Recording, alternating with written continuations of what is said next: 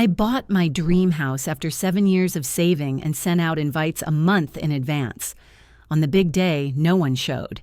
Then my mom posted a toast, "Proud of our boy's first home."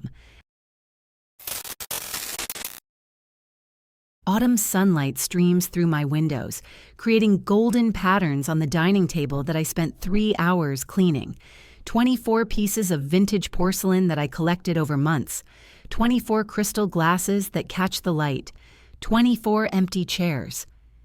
My phone rings again. The sound pierces the silence like an accusation.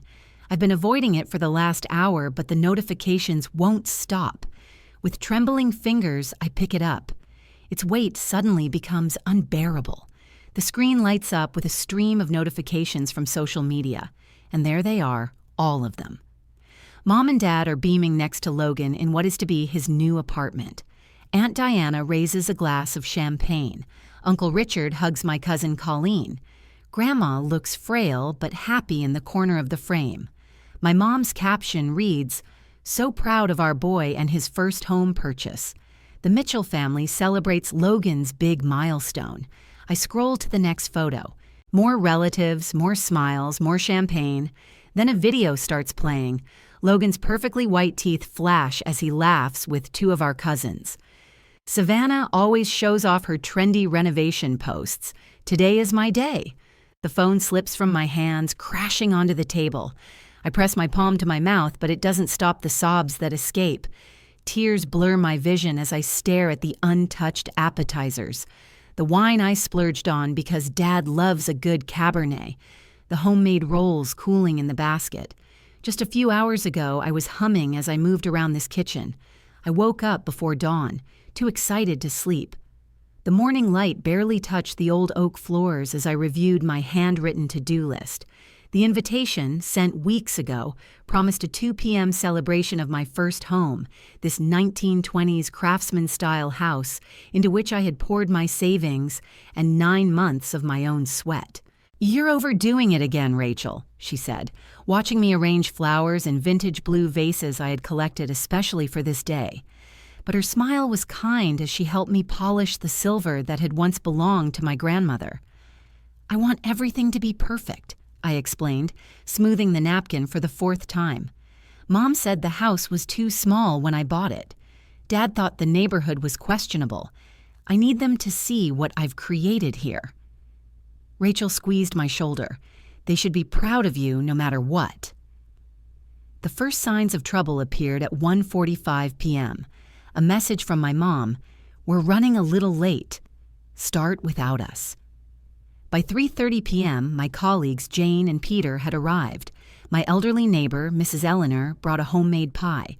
3 friends from college arrived with wine and warm hugs, but no one from my family. By 4:15 p.m., I had called my parents 7 times. All went to voicemail. Logan wasn't answering either. My messages to my aunts and uncles remained unread. At 5:08 p.m., Aunt Diana finally answered. "Honey, aren't you going to Logan's housewarming party?" she asked, the background noise almost drowning out her voice. "He bought an apartment downtown. Everyone's here celebrating. Your parents said you knew." My throat tightened. "Logan rents his apartment. He didn't buy anything." Pause. "Well, that's not what he told everyone. Anyway, he planned it last week, said it was important to him. I sent out invitations to my housewarming a month ago," I whispered. "Today at 2 p.m. Another pause. Longer this time. "Oh my God. Well, we're all here now, but maybe you could come by later after your little meeting." I hung up the phone. Now I'm sitting surrounded by empty chairs, meant for people who decided not to come. The faithful 7 who did come exchange worried glances across the table laden with Mrs. Eleanor's refreshing food. Mrs. Eleanor, 83 years old and sharper than most people half her age, rises from her chair. She raises her glass, her gaze firm and determined. "Don't let the empty chairs steal your joy, dear." Today is Savannah's day. The others raise their glasses. Rachel leans close, her voice soft against my ear. "This is your real family, Savannah, the ones who choose to be here." My phone lights up again. Mom is calling. 7 pairs of eyes look at me, concern etched on their faces. I turn off the call with one decisive motion and raise my glass to Eleanor's toast. "Not today," I say, my voice firmer than I expected. "Today is for those who came." 3 hours later, the last guest waves goodbye, disappearing into the darkness beyond the light of my porch. Only Rachel remains, helping me wrap up the leftovers that will feed me for days. A bitter reminder of the empty chairs. "You should stay the night," Rachel says, sealing another container. "We'll drink wine and watch terrible movies until we fall asleep." I shake my head. I need to be here. This is my home. The words stick in my throat. Home. The concept feels both powerful and fragile after today. The doorbell rings, its chimes cutting through the quiet house. Rachel and I exchange glances. "I'll go," I say, wiping my hands on a kitchen towel. I open the door and see my mother, Linda Mitchell, standing on my porch. Her pearl earrings catch the light as she looks past me into the house, surveying what she can see from my living room. "Can I come in?" she asks, not waiting for an answer. As she steps forward, I step back, my stomach clenching. She walks through my foyer, her eyes glancing over the restored wood floors, the original crown molding I spent weeks restoring, the vintage chandelier I tracked down at 3 different antique stores. "Nice," she says with a slight tightening of her lips. "Less than it looked in the photos." The familiar sting of her disdain burns my chest. Rachel appears in the doorway between the kitchen and the living room, her presence a silent support. "Mom, why are you here?" I ask. Linda tosses her purse onto my couch and turns to face me. "Honestly, Savannah, I don't understand why you're making such a big deal out of today. You're always competing with Logan, putting him down. He's finally doing something positive with his life, and you can't even come to support him." The audacity of her statement leaves me speechless for a moment. Rachel's sharp intake of breath is the only sound in the room. "I couldn't come," I finally manage, "because I was here, throwing my own housewarming party, which I invited you all to weeks ago." "Well, these things happen," she says, waving her hand. "You know how busy we all are." Logan decided to have the housewarming party just last week. He was so excited about it. I feel something shift inside me.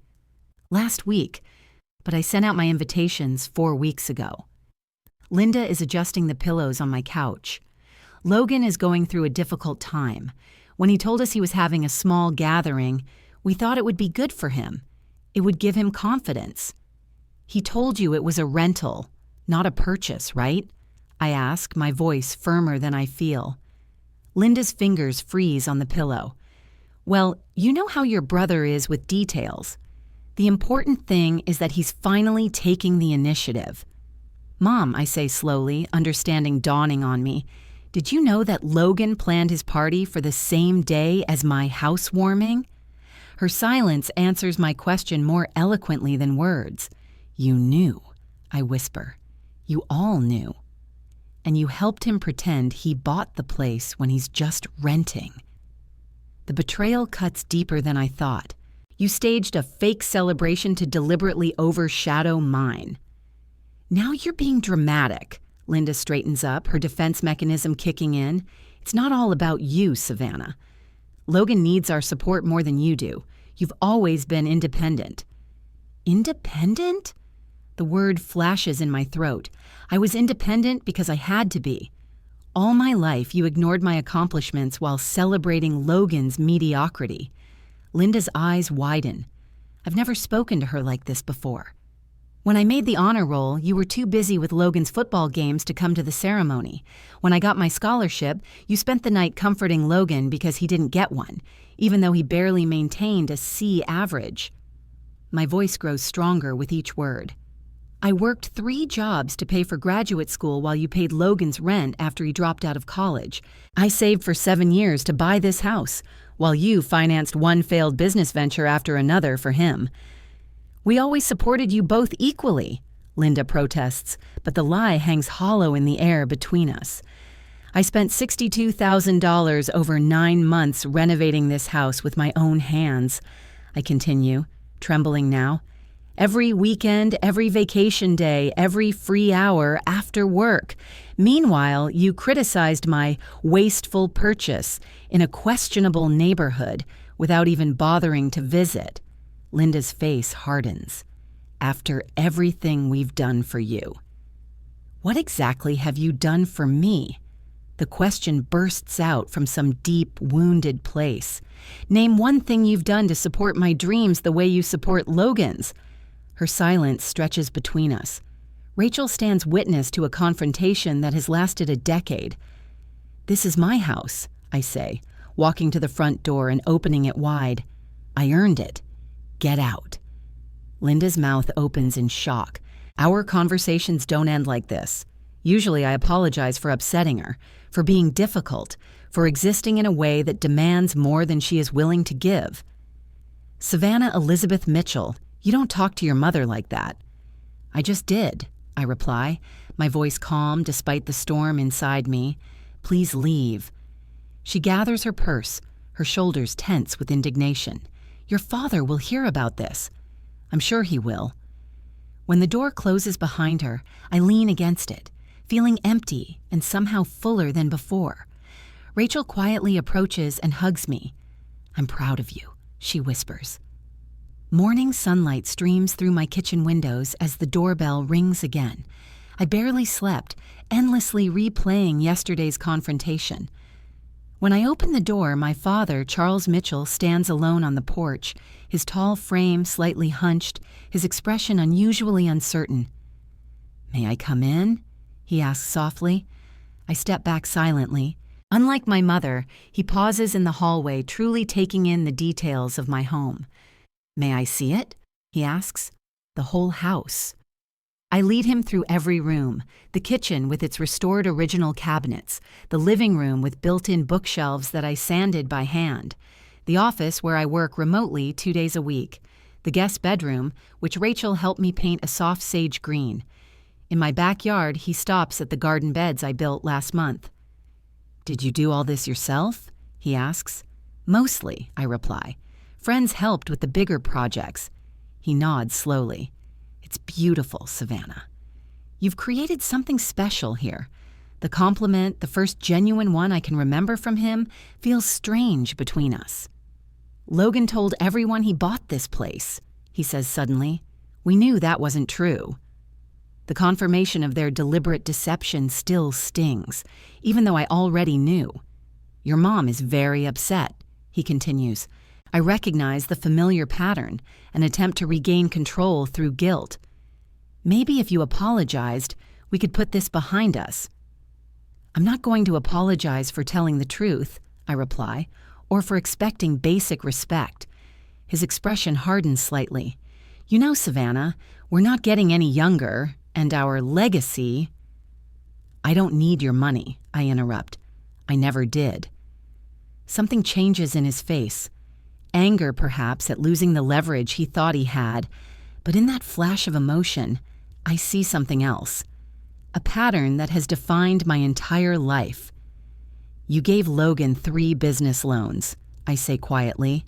A sports store that closed after 6 months, a food truck he sold after 3 weeks, an investment scheme that was actually a pyramid scheme. He has potential, my father replies automatically.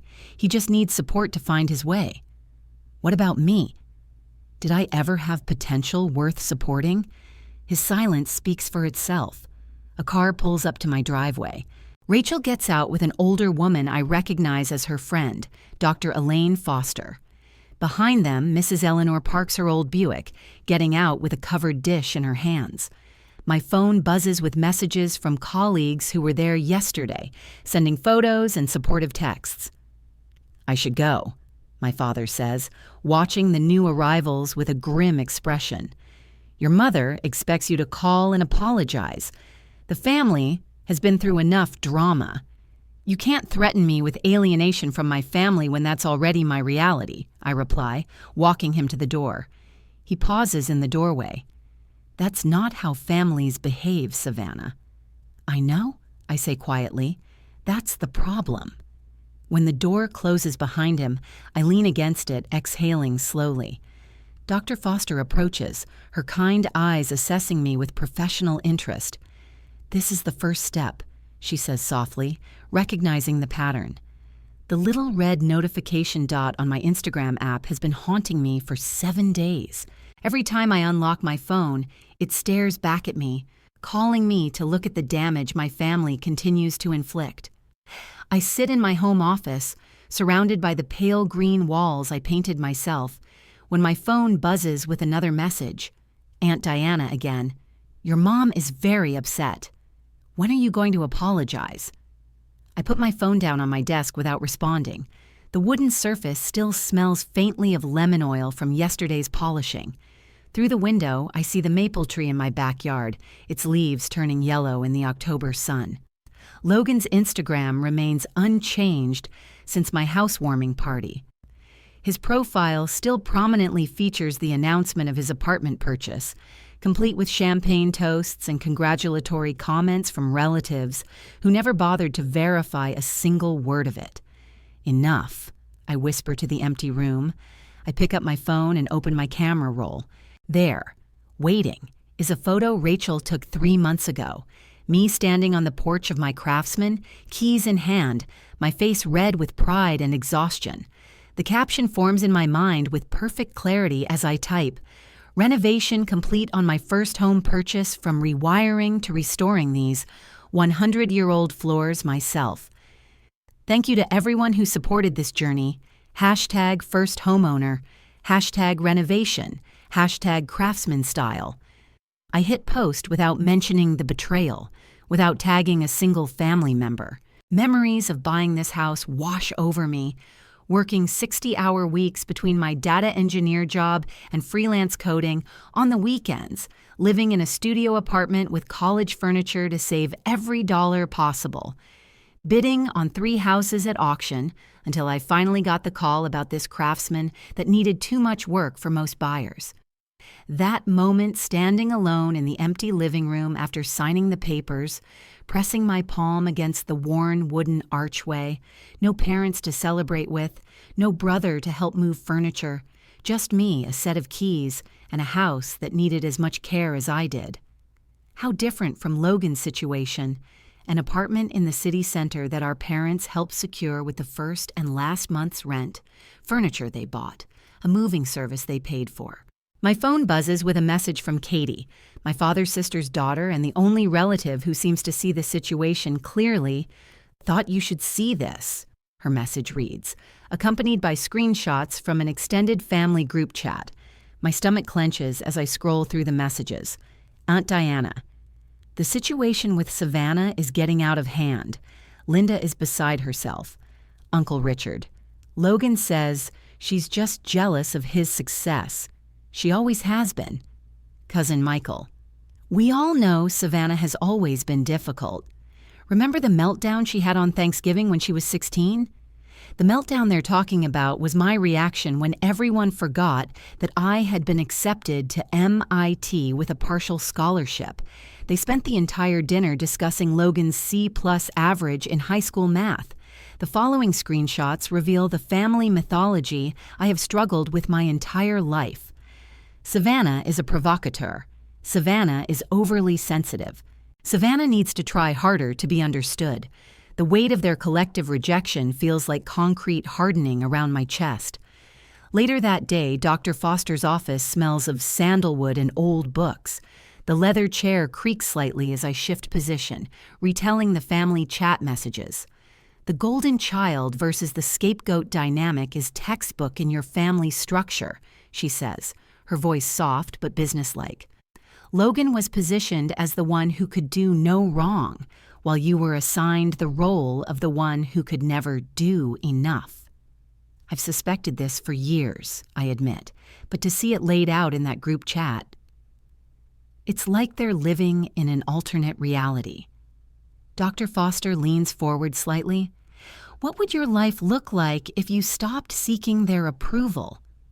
The question hangs in the air between us. For a moment, I can't breathe. I would be alone. I finally whisper, completely cut off. Are you sure? She points toward the window. From what you've told me, You have Rachel, your colleagues, your neighbor, Mrs. Eleanor, people who choose to see you clearly. I think about this. But they're not family. Are they not? Dr. Foster asks, her eyes kind. What makes someone family, Savannah? The question follows me home, echoing as I pull into my driveway. Rachel's car is already parked out front along with 3 others I recognize, colleagues from the office. Paint cans and rollers are visible through their windows. Surprise! Rachel shouts from the porch, pointing to the group behind her.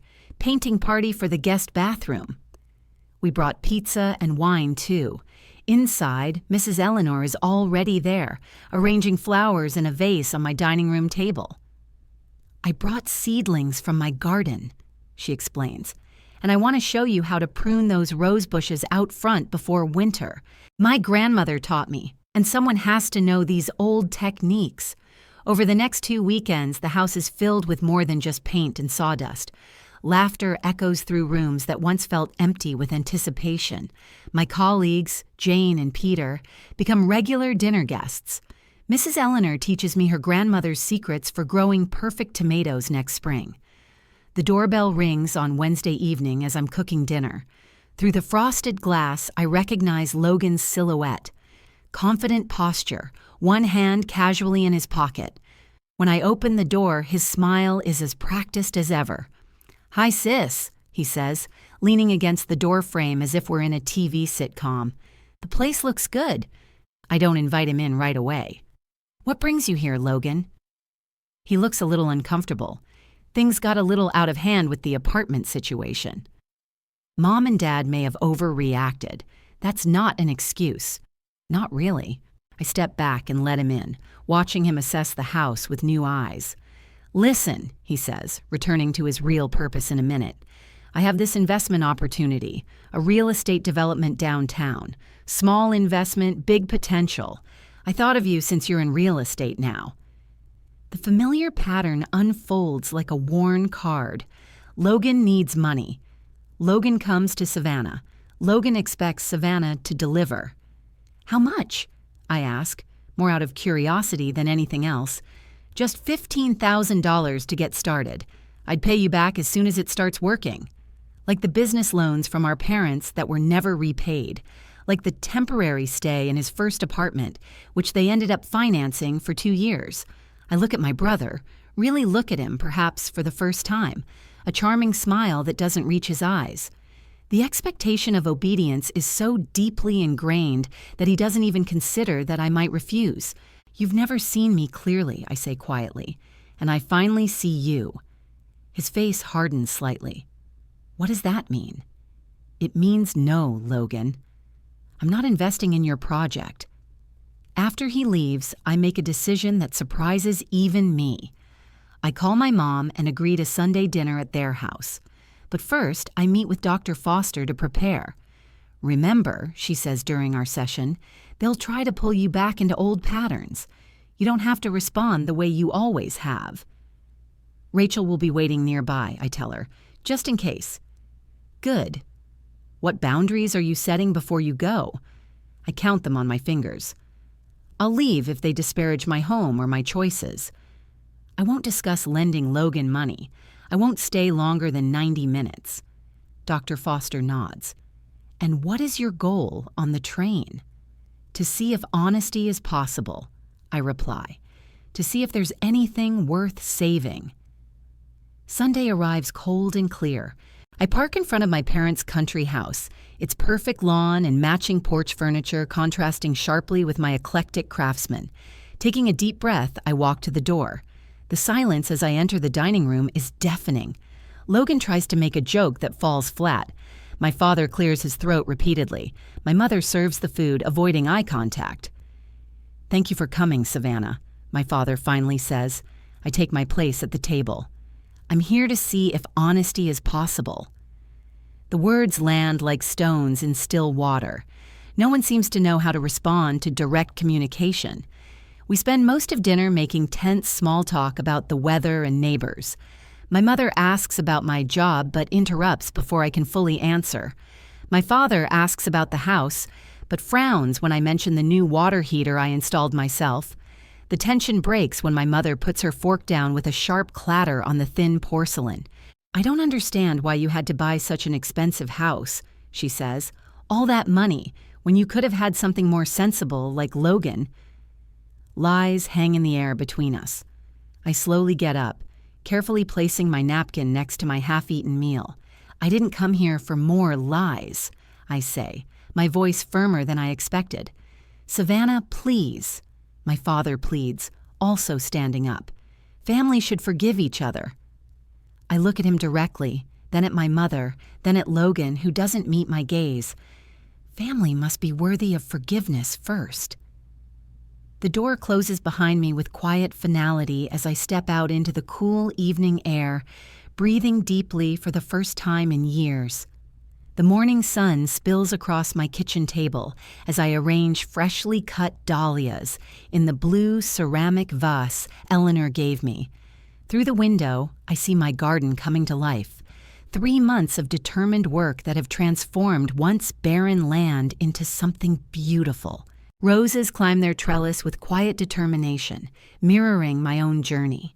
"These Sunday dinners are becoming a real tradition," Eleanor calls from my porch, where she is setting out her famous apple cobbler. At 83, she moves with remarkable agility, refusing any help. "The best day of my week," I reply, meaning it. The house feels different now, completely mine in a way it never was before. The dining table, which once demonstrated my family's absence, now regularly hosts laughter. Rachel brings board games. Peter brings his guitar from work. My colleague Samantha brings her daughter, who chases fireflies in the garden at dusk. I've gotten used to the rhythm of limited family contact. Dad calls occasionally. Awkwardly, but he tries. Mom sends formal messages about neighborhood events that I never attend.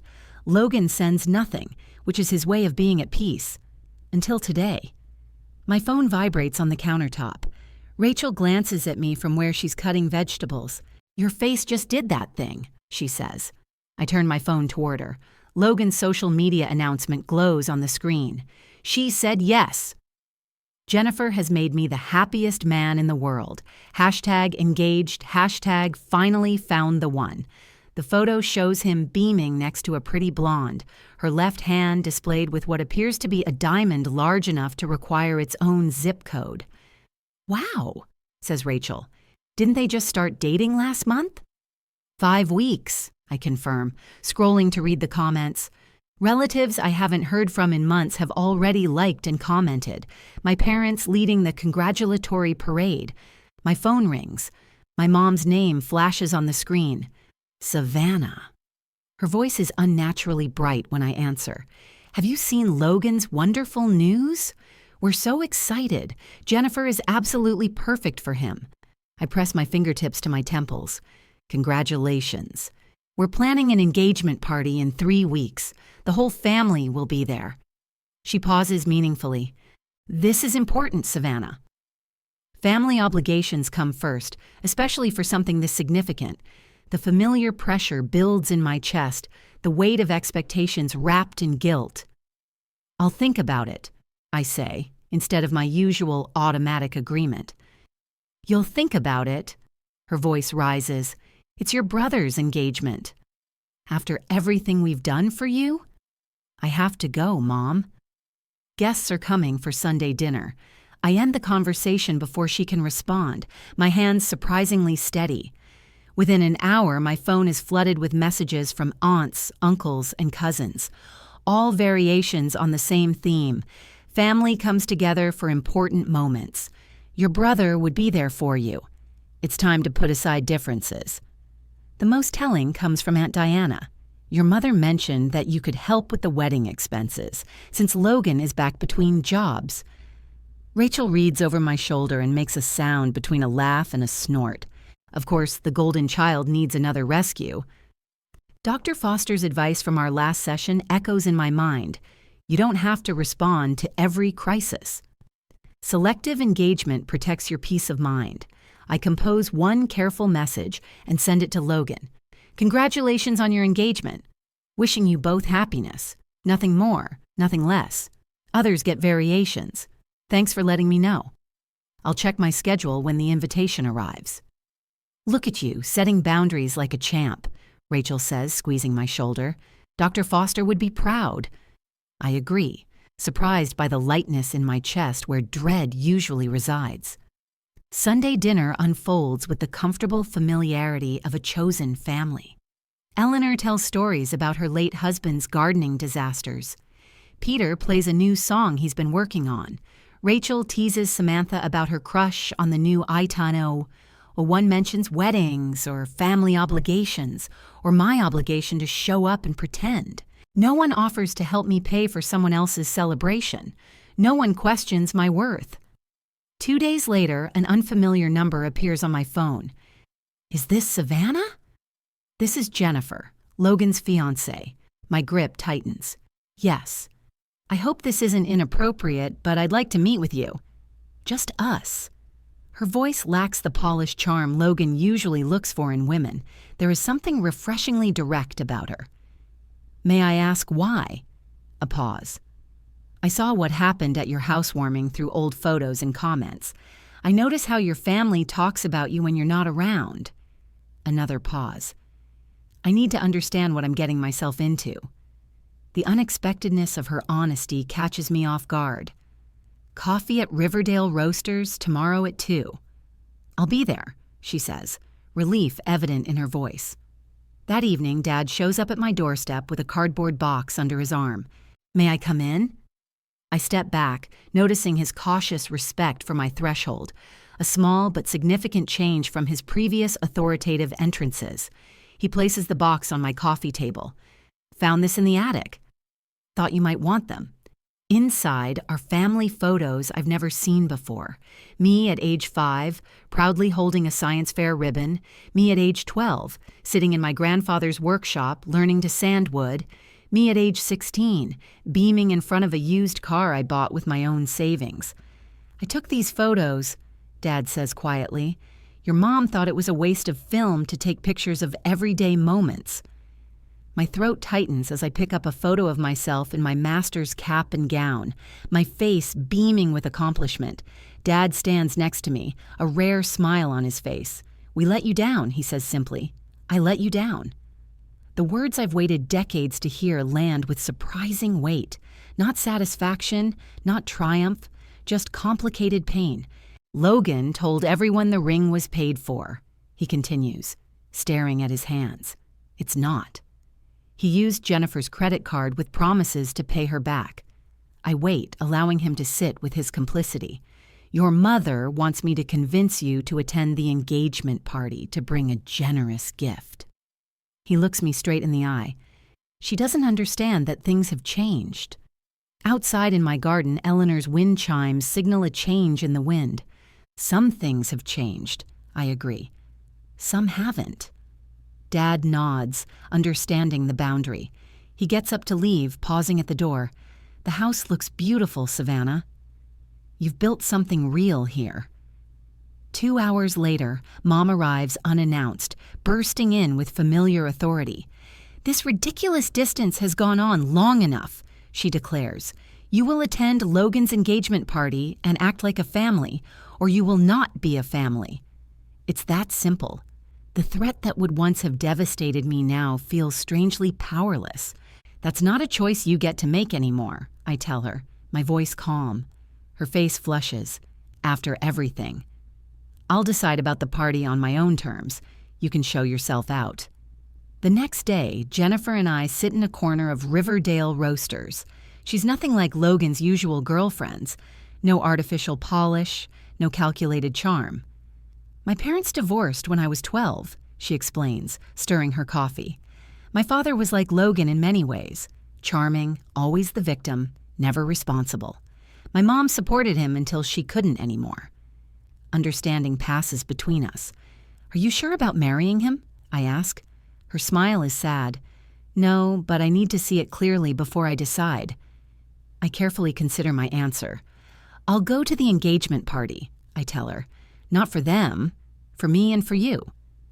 Later in my garden, Eleanor helps me prune the wilted roses as the setting sun casts long shadows. Will it hurt you to return to that environment? She asks, her aged hands tender with the shoots.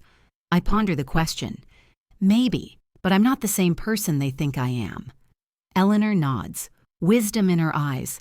Family is not those who gave birth to you, but those who see you for who you truly are.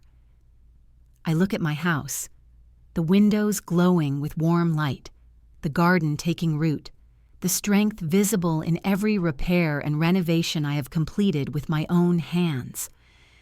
This house has taught me what family should be, I say, realizing the truth of it as the words leave my lips. The people who come, the people who stay, the people who see you even when it's not convenient or comfortable. The evening breeze carries the scent of roses and freshly dug earth. Growth and boundaries are intertwined. On the day of the engagement, the cream walls of the Westbrook Country Club blur past as Rachel and I walk through the entrance. The weight of my decision to attend Logan's engagement party weighs heavily on my shoulders, but my back remains straight, my chin lifted. "You look stunning," Rachel whispers, squeezing my hand.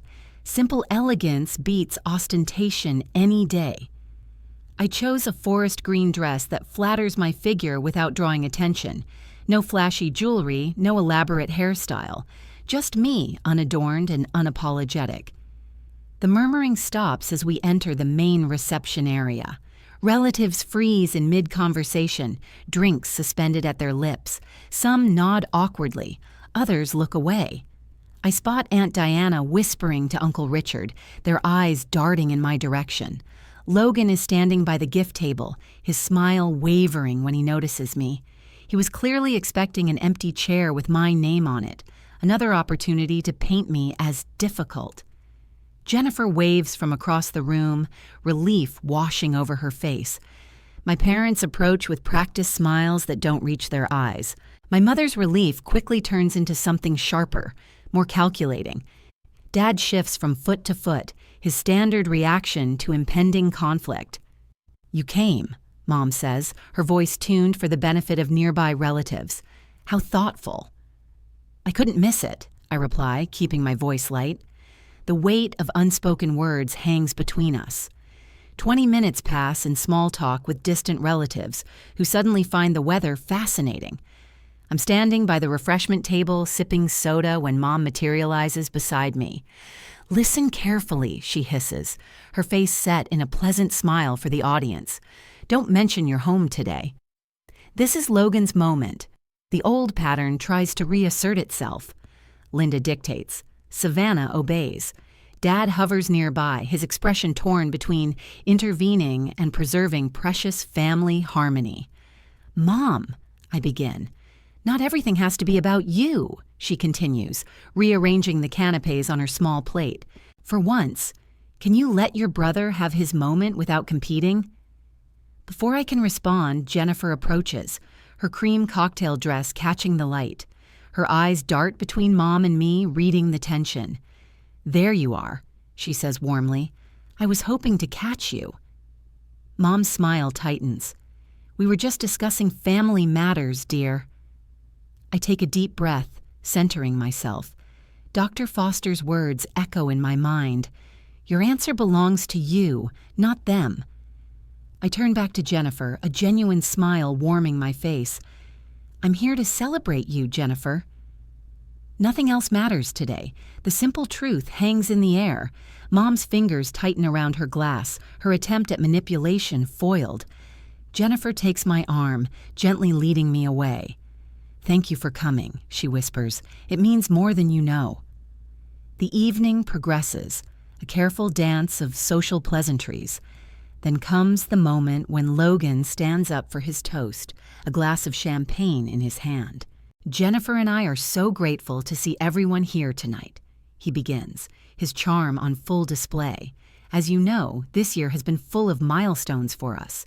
My new home purchase, this engagement." Jennifer's smile falters.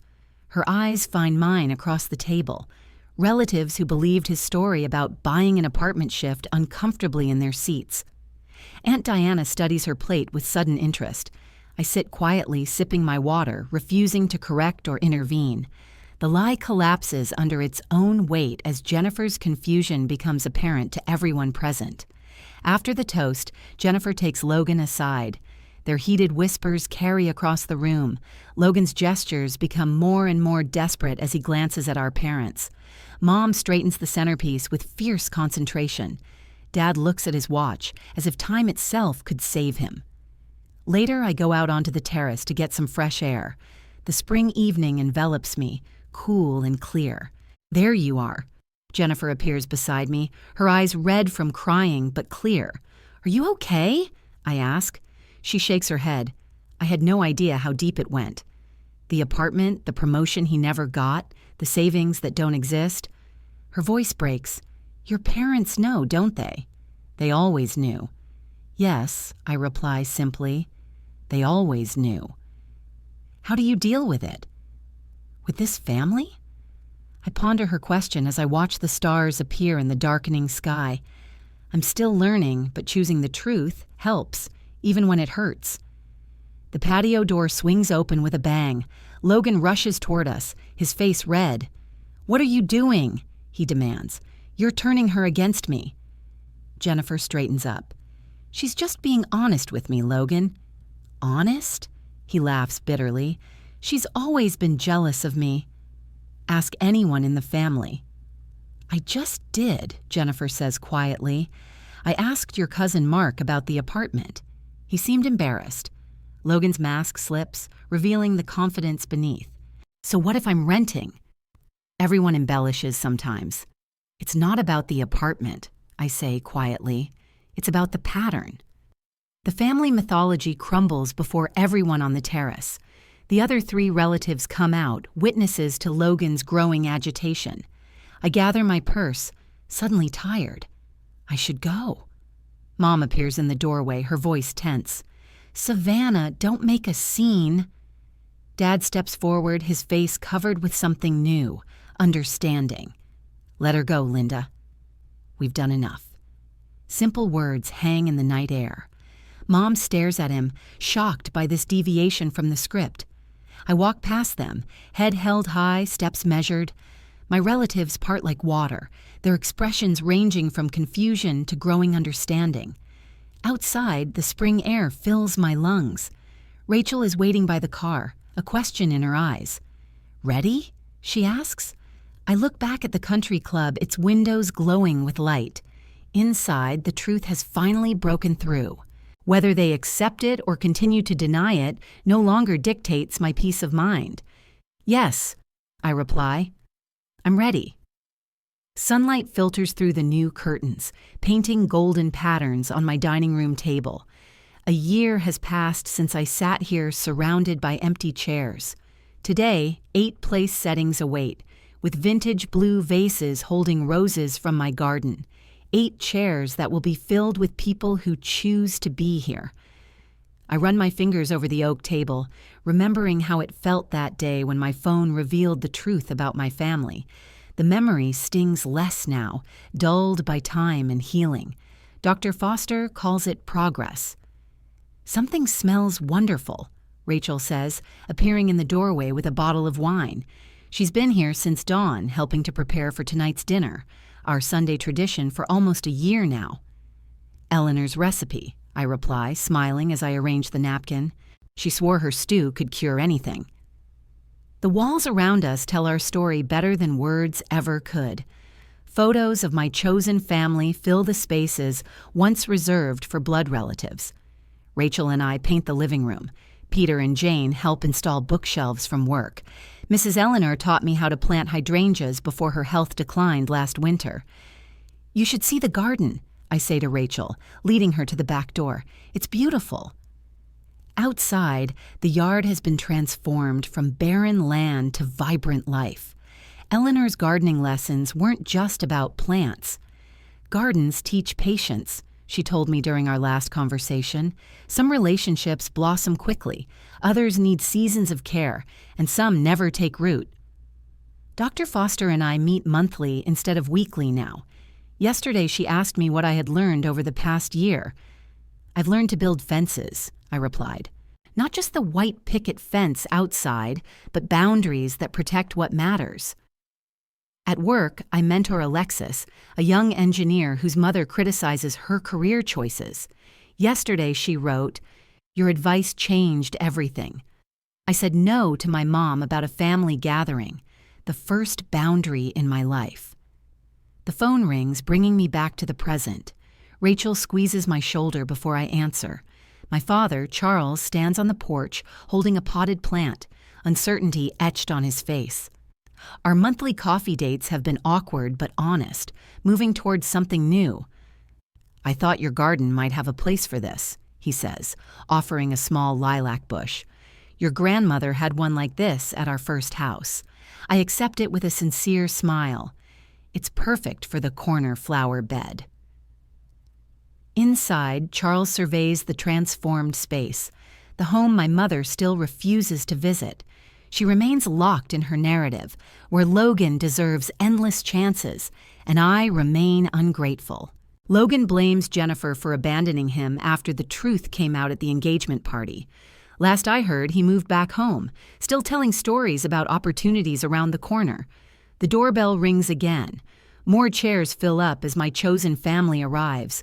Laughter echoes through rooms once filled with silence. Charles watches from the periphery, his presence both foreign and familiar. When everyone is seated, Mrs. Eleanor's empty chair an honored absence among us, Jane raises her glass. "To the home that truth has built," she says, echoing Eleanor's words from her last visit. Later, as dusk softens the edges of the day, Charles finds me on the porch. "You've built something beautiful here," he says quietly, "in this house and in your life." I hear what remains unsaid: regret, admiration, the complex web of relationships that may never fully heal, but may still grow into something real. Inside, more friends arrive for dessert. My house glows with warmth visible from the street, so different from the empty house a year ago. I greet new guests at the door, catching glimpses of the family I have created. A realization settles in my chest like a deep breath. A real family sees you clearly and chooses to stay. When night falls, I look back on my home filled with conversation and connection. Sometimes you set the table for 24, but only 8 show up.